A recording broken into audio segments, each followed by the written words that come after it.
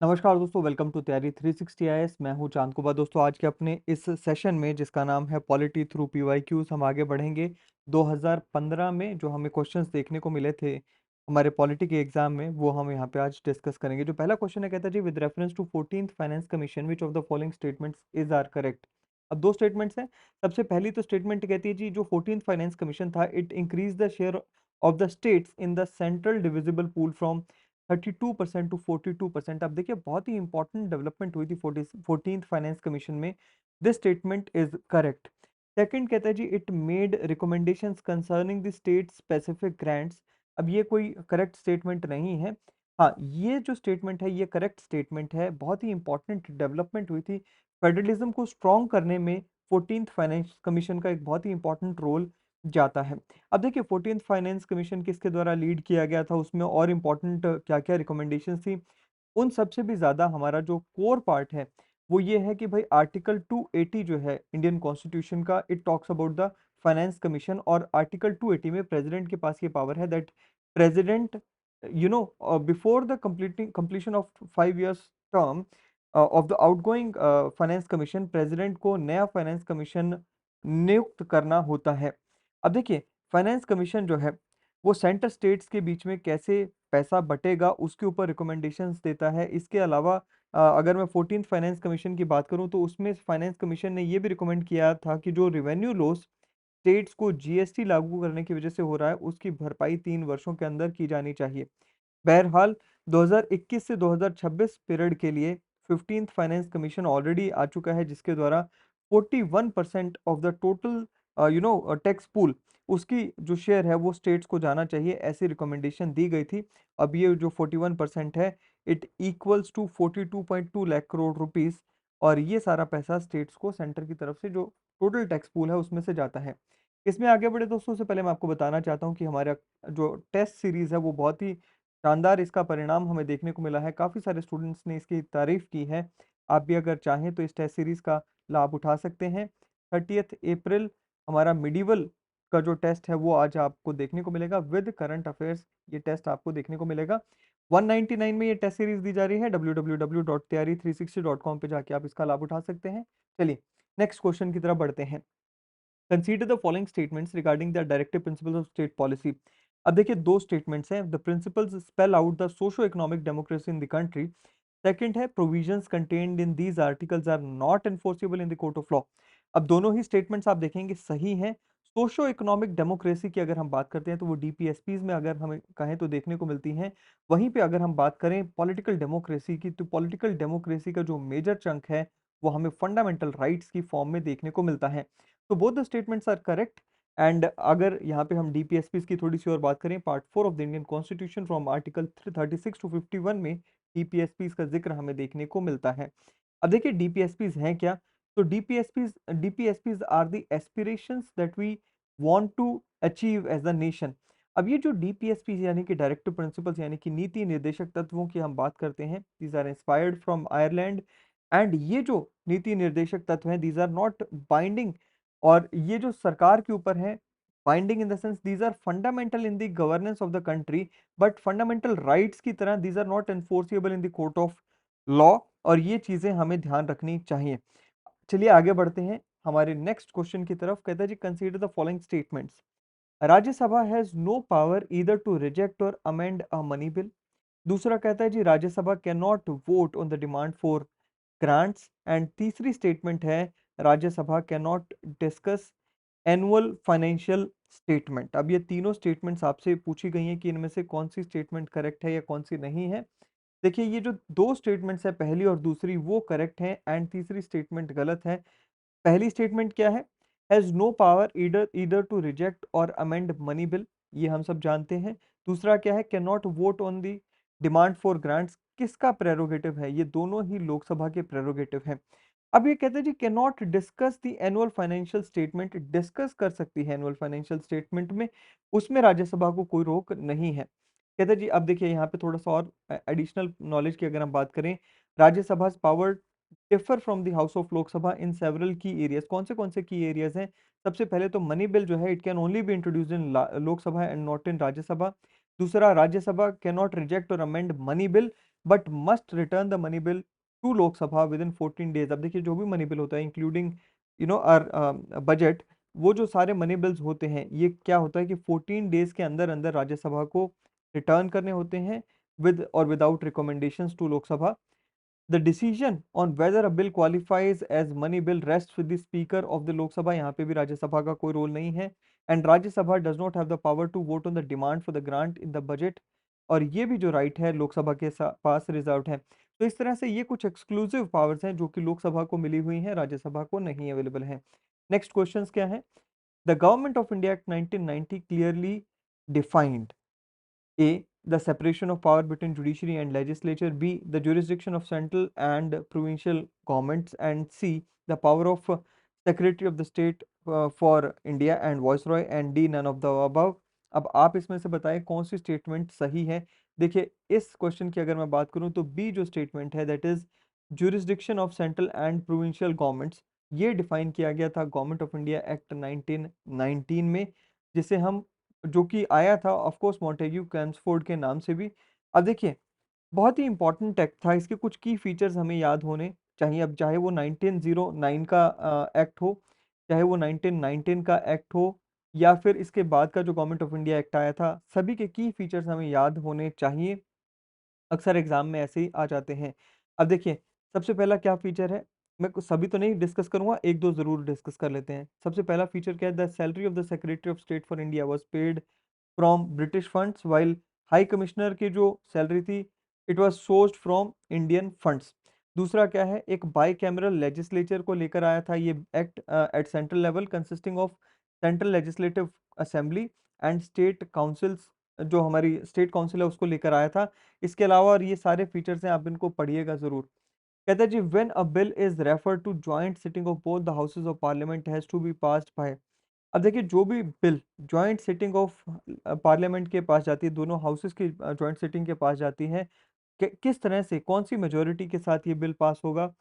A simple majority of the members present and voting. B 3/4 of the members present and voting. C 2/3 of the members of the majority of the houses and absolute majority। Right option is of course B, A।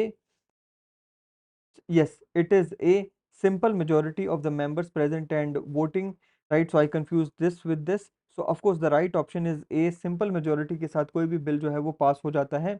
अब देखिए article 108 जो है Indian constitution का, it provides for a joint sitting of the parliament to resolve deadlock on specific bills excluding money bill and constitutional amendment bill. ये जो दो bills हैं इनके लिए कोई भी जॉइंट सिटिंग का प्रावधान नहीं है।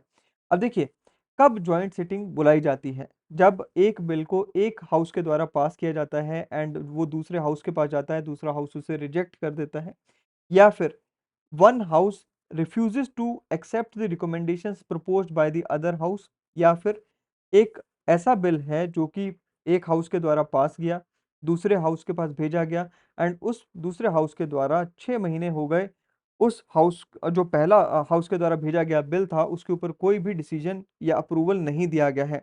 ऐसे में यहाँ पर जॉइंट सिटिंग का प्रावधान हमें देखने को मिलता है। नेक्स्ट क्वेश्चन कहते हैं जी government of India has established NITI Aayog to replace what. अब देखिए 2015 में नीति आयोग लाया गया था, तभी का ये क्वेश्चन है। कहता है जी ह्यूमन राइट्स कमीशन को रिप्लेस किया गया है, फाइनेंस कमीशन, लॉ कमीशन, या फिर प्लानिंग कमीशन। हम सब जानते हैं D planning commission is the right answer. अब नीति आयोग की अगर हम बात करें, जनवरी 2015 में इसे इंट्रोड्यूस किया गया था through an executive order, so it is not a legislative body या फिर it is not a statutory body, ना ही कॉन्स्टिट्यूशनल बॉडी है। It is a think tank basically that adopts a bottoms up approach for planning. अब इसका जो structure है वो हमारे लिए इंपॉर्टेंट हो जाता है। इसमें एक्स ऑफिशियो चेयरमैन होते हैं president of sorry prime minister of India. इसकी जो गवर्निंग काउंसिल है इसमें चीफ मिनिस्टर्स आ जाते हैं सभी स्टेट्स के, and union territories with legislature के जो चीफ मिनिस्टर्स हैं लाइक दिल्ली एंड पौंडीचेरी वो भी आ जाते हैं।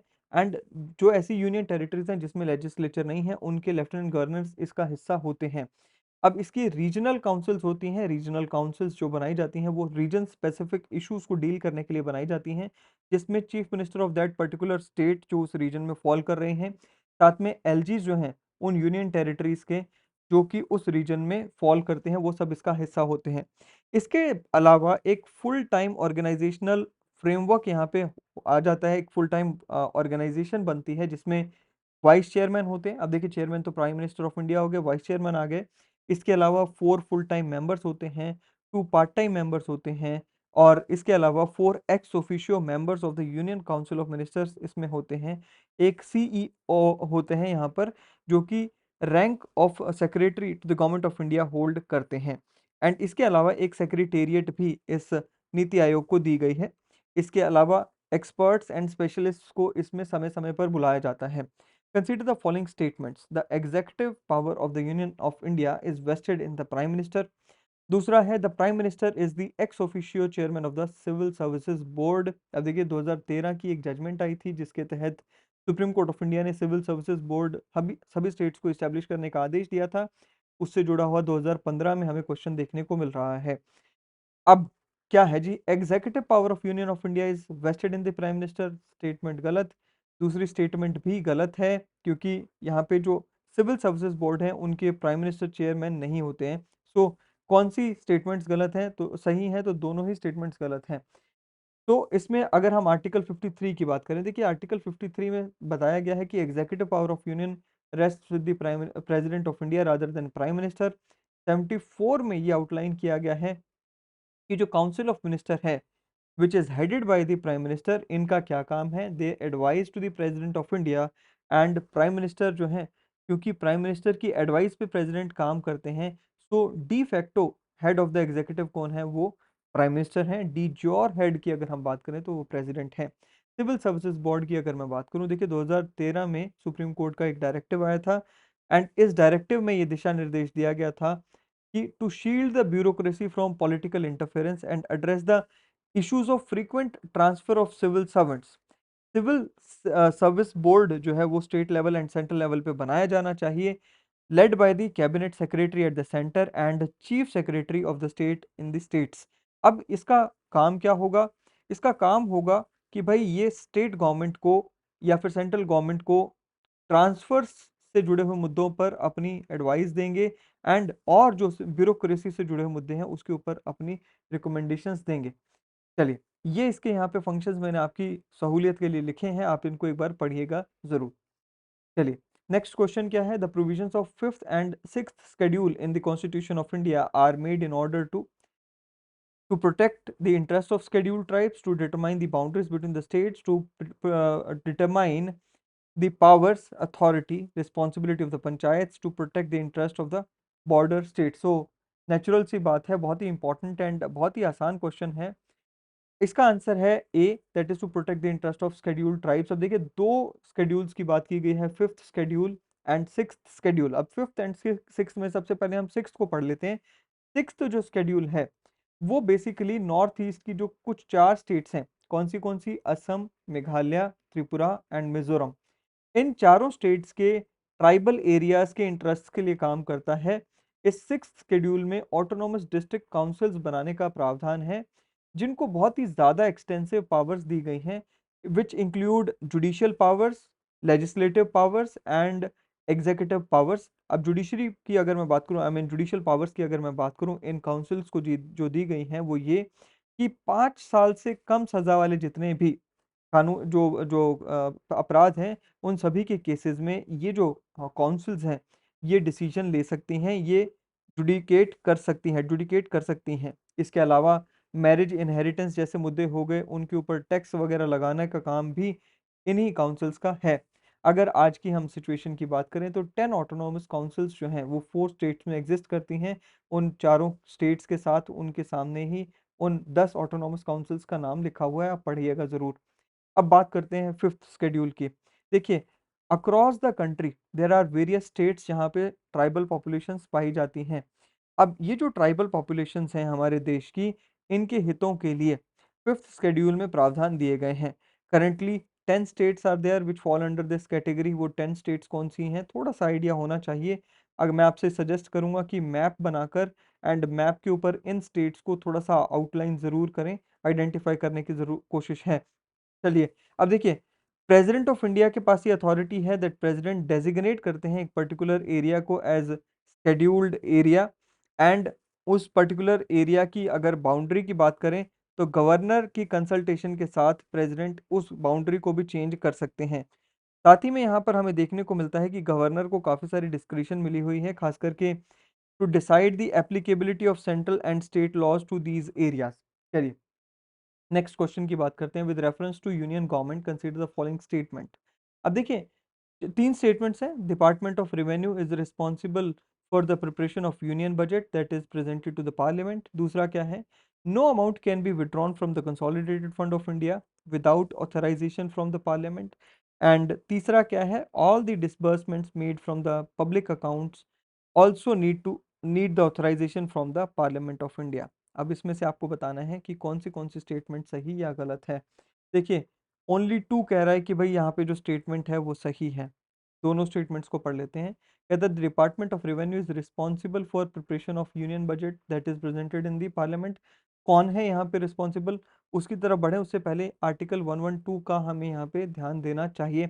Article 112 talks about the annual financial statement, जिसे हम बजट के नाम से जानते हैं। It is prepared by the department of economic affairs within the Ministry of Finance and distinct from Department of Revenue। तो Ministry of Finance में ही Department of Economic Affairs आ जाता है which prepares this। कहते हैं the budget outlines the projected government receipts and expenditures from for the upcoming fiscal year। अब देखिए the key principles outlined in this is that no fund can be withdrawn from the consolidated fund of India without parliamentary approval which is true। साथ ही में अगर हम ये article 266 की बात की जा रही है, इसमें बताया गया है कि जो पब्लिक अकाउंट्स ऑफ इंडिया है which includes funds like, again public accounts में कौन से फंड्स आ जाते हैं, जो फंड्स उसमें डिपॉजिट किए जाते हैं लाइक करंट अकाउंट में जैसे हम पैसा डिपॉजिट करते हैं या सेविंग अकाउंट्स में हम पैसा जो डिपॉजिट करते हैं, वैसे ही मान लीजिए आपने कोई पोस्ट ऑफिस में अपना पैसा रखा, तो इस तरह के जो भी डिपॉजिट्स होते हैं पब्लिक के वो इसमें आ जाते हैं। जुडिशरी में जो आपको फाइन वगैरह भरना रहता है वो सारे जो डिपॉजिट्स हैं वो इसमें आ जाते हैं। डिपार्टमेंट के जो डिपॉजिट्स हैं वो सारे के सारे वो पब्लिक अकाउंट्स ऑफ इंडिया में आ जाते हैं। अब ये जो पैसा है, यहाँ पे कंसोलिडेटेड फंड ऑफ इंडिया की तरह आपको पार्लियामेंट्री ऑथराइजेशन की रिक्वायरमेंट नहीं है, क्योंकि अगेन ये सरकार के लिए एक बैंक अकाउंट की तरह काम करता है, जहाँ पे सरकार पहले अपना पैसा डिपॉजिट करती है या फिर जुडिशरी का पैसा उसमें डिपॉजिट होता है और वही पैसा यहाँ से निकाला जाता है। फिर आता है जी आर्टिकल 267, जिसमें कंटिजेंसी फंड ऑफ इंडिया की बात की गई है, एक ऐसा रिजर्व जो कि अनफोर्सीन एक्सपेंडिचर या फिर अर्जेंट एक्सपेंडिचर के लिए रखा जाता है, manage by the finance secretary on the behalf of president of India. And इसको अगर पैसा इसमें से निकाला जाता है तो उसमें रिप्लेनिश कर दिया जाता है। कहता है जी नेक्स्ट क्वेश्चन, हु और विच of the following is the custodian of the constitution of India. अब कस्टोडियन की बात की जा रही है, president of India, prime minister of India, Lok Sabha secretariat या फिर supreme court. Of course the right answer is supreme court of India. Supreme court of India, अब देखिए सुप्रीम कोर्ट के जो आर्टिकल्स हैं वो 124 टू 147 दिए गए हैं हमारे कॉन्स्टिट्यूशन में। एंड इसी में सुप्रीम कोर्ट की establishment, independence, jurisdiction, power, procedural operations etcetera की बात की गई है। Supreme court of India constitution में भी जैसे लिखा हुआ है, it is the guardian of the constitution of India and protector of the fundamental rights, जिसमें आर्टिकल 32 के तहत ये अथॉरिटी दी गई है कि अगर हमारे फंडामेंटल राइट्स का इन्फ्रिंजमेंट होता है तो सुप्रीम कोर्ट हमारे उन फंडामेंटल राइट्स को बचा सकता है। हमें रिट ज्यूरिसडिक्शन सुप्रीम कोर्ट को दी गई है। सो अगर हमारे फंडामेंटल राइट्स इन्फ्रिंज होती है आर्टिकल 32 के तहत हम सुप्रीम कोर्ट का रुख कर सकते हैं। इसी तरह से आर्टिकल 13 में यहाँ पे अगर कॉन्स्टिट्यूशनल यहाँ पे एक प्रोविजन जिसमें जुडिशियल रिव्यू की पावर जो है सुप्रीम कोर्ट को दी गई है। कोई भी ऐसा कानून जो कि पार्लियामेंट के द्वारा बनाया जाता है या लेजिस्लेचर के द्वारा यूं कहें बनाया जाता है, क्या वो हमारे कॉन्स्टिट्यूशन के दायरे में है या नहीं, उसका जुडिशियल रिव्यू सुप्रीम कोर्ट के द्वारा किया जाता है। Same goes with the executive actions also, right. So ये सारी जो पावर्स हैं सुप्रीम कोर्ट में, so that is why supreme court को क्या कहा गया है, it is the custodian and the guardian of the constitution of India. Next question क्या है, कंसीडर द फॉलोइंग स्टेटमेंट्स। कहते हैं जी the legislative council of state in India can be larger in size than half the legislative assembly of that particular state. दूसरा क्या कहता है, the governor of the state nominates the chairman of the legislative council of that particular state. यहाँ पे दोनों ही statements गलत आ गई हैं। पहला एक एक करके इन दोनों को हम देख लेते हैं। सबसे पहले तो देखिए कॉन्स्टिट्यूशन का जो आर्टिकल 169 है, it it basically talks about what legislative council. अब इसमें क्या कहा गया है, इसमें देखिए 6 स्टेट्स जो है इंडिया में, अगेन कॉन्स्टिट्यूशन का आर्टिकल 169 की अगर मैं बात करूं तो स्टेट लेजिस्लेटिव, जो स्टेट की जो लेजिस्लेटिव असेंबली है वो अगर रिक्वेस्ट करते हैं पार्लियामेंट को, तो पार्लियामेंट किसी भी स्टेट में लेजिस्लेटिव काउंसिल बना सकती है। अब करंटली 6 स्टेट्स हैं इंडिया में which have this bicameral system, जो कि Karnataka, Maharashtra, Andhra Pradesh, Telangana, UP and Bihar. And अगर हम इसकी स्ट्रेंथ की बात करें तो लेजिस्लेटिव असेंबली की जो स्ट्रेंथ होती है उसका 1/3 जो है बेसिकली वो स्ट्रेंथ हो सकती है किसकी, लेजिस्लेटिव काउंसिल की। But in any case it should not be less than 40 members, so whichever is let's say more, अगर 1/3 इज मोर तो 1/3 होगी, या फिर 40 मेंबर्स इज मोर तो वो 40 मेंबर्स हो जाएगी। अब अगर हम बात करें इसमें कैसे कैसे कौन कौन किसको चुनता है, तो आर्टिकल 171 में डिटेल में बताया गया है कि 1/3 जो है लेजिस्लेटिव काउंसिल के जो members, these are elected by the state legislative assembly members, यानी कि एमएलएस के द्वारा चुने जाते हैं। But these members should not be MLAs already, क्योंकि एमएलएज को आप एमएलसी में नहीं चुन सकते हैं। दूसरा क्या कहता है जी, another 1/3 is elected by local authority such as municipalities, district boards, panchayat etcetera. फिर उसके बाद 1/12 जो है these are chosen by electorate consisting of teachers engaged in teaching in such educational institutions within state not lower than the standard that of secondary standard। so ऐसे सभी teachers जो कि secondary standard से ऊपर पढ़ा रहे हैं या सेकेंडरी स्टैंडर्ड में पढ़ा रहे हैं फॉर 3 years और मोर, वो यहाँ पर 1/12 को चुनते हैं। फिर 1/12 are elected by registered graduates, and उसके अलावा जो रिमाइंडर हैं these are nominated by the governor, and governor from the fields of literature, science, art and cooperative movement, social services etcetera से यहाँ पर इन मेंबर्स को नॉमिनेट करते हैं। अब देखिए जो चेयरमैन है लेजिस्लेटिव काउंसिल का, it is not appointed by or nominated by the governor, it is elected by the members from amongst themselves। अगर हम बात करें लेजिस्लेटिव काउंसिल की, राज्यसभा की तरह ही एक परमानेंट बॉडी है, कैन नॉट बी डिसॉल्व्ड।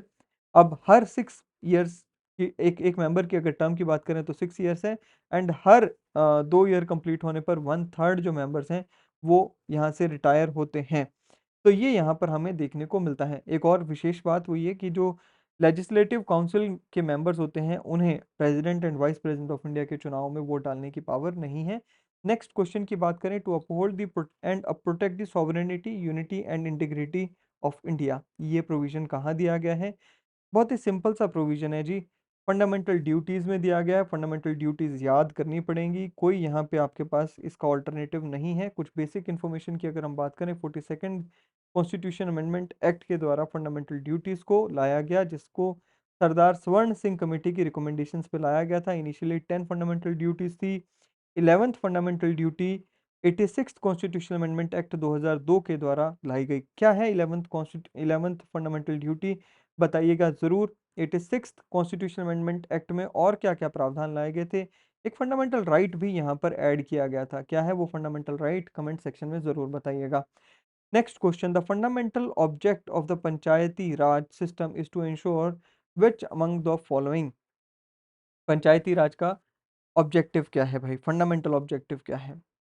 अब कहते हैं जी, political participation in development, political accountability, democratic decentralisation, financial mobilisation. अब देखिए बहुत ही ना सब्जेक्टिव सा क्वेश्चन है ये, एंड एक चीज को मानकर चलिए कि अगर आपकी लेट्स से कंसेप्चुअल क्लैरिटी नहीं है तो भाई ये वाला क्वेश्चन जो है ना आप यहाँ पे या तो स्किप कर दें, या फिर आप यहाँ पर इसको ऐसे क्वेश्चन को टिक करके आएंगे या ऐसे ऑप्शन को टिक करके आएंगे जो आपको सही लग रहा है, हो सकता है वो सही ना हो। 1 और 3 इसका राइट आंसर है भाई। अब 1 और 3 क्या कहता है? 1 is peoples participation in development. अब देखिए पंचायती राज में ग्राम सभा आ जाती है।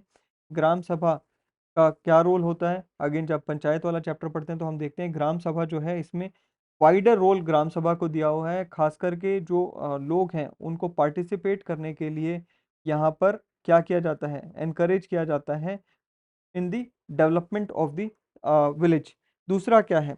Democratic decentralisation. So third tier of governance है, एंड डेमोक्रेटिक डिसेंट्रलाइजेशन ये करता है। Again we all know that. Political accountability, Okay, that is not the core, and financial mobilization is also not the core objective, although these are the functions performed by the Panchayati Raj system. The ideal of welfare state in Indian constitution is enshrined in, कहाँ है भाई welfare state का ideal? Preamble में है, DPSP में है, fundamental rights में है, या सेवंथ शेड्यूल में है? डीपीएसपी यानी कि directive principles of state policy में वेलफेयर स्टेट बनाने की यहाँ पर कामना की गई है। एंड आप देखेंगे कि डीपीएसपी में बहुत सारे ऐसे प्रावधान हैं जो कि वेलफेयर स्टेट इस्टेब्लिश करने की बात करते हैं। क्वेश्चन क्या है, आखिरी question, there is a parliamentary system of government in India because the Lok Sabha is elected directly by the people. Parliament can amend constitution. Rajya Sabha cannot be dissolved. Council of Ministers is responsible to Lok Sabha. अब देखिए parliamentary system का अगर एक सबसे सर्व प्रमुख अगर आपको यहाँ पे फीचर चुनना है तो Lok Sabha is directly elected by the people, तो that is the right answer. तो आज का ये हमारा था जी क्वेश्चंस जो हमें देखने को मिले हमारे इस पेपर में, 2015 के पेपर में। आई होप कि ये सेशन आपको पसंद आएगा। फिर से एक बार मैं आपको बताना चाहता हूँ दोस्तों कि जो हमारी टेस्ट सीरीज़ है इसका आप लाभ ज़रूर उठाएं। बहुत ही अच्छे से इसको क्यूरेट किया गया है, आपकी सहूलियत के लिए क्यूरेट किया गया है। आप www.tyaari360 पे जाकर इसका लाभ उठा सकते हैं।